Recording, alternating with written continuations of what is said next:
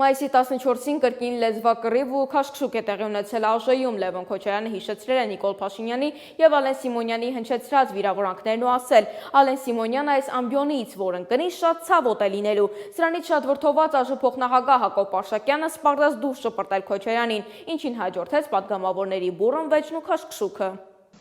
Կամ Ալեն Սիմոնյանը, որ իմ կին գործընկերոջը ասма դուրս կշպրտեմ դահլիճից։ Ալեն Սիմոնյանը թող իմանա, երբ որ ու ուշադիր լինի, երբ որ իրան դուրս շպրտեմ այնտեղից, բարձր անստած շատ ցավոտ արնել։ Այդ տղան էլ ես դու չապերետել դու ճանաչի, արա այդ տղա։ Ուրեմն դու լսի ես քեզ ինչ եմ ասում, արա Լևոն, լսի ես քեզ նստի տեղը դու լսի ինչ եմ ասում։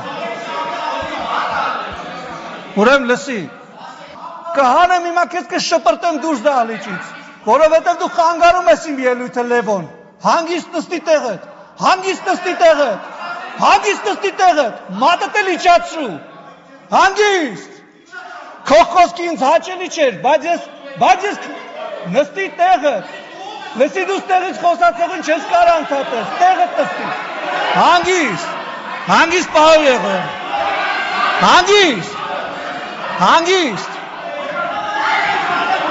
հանգիստ,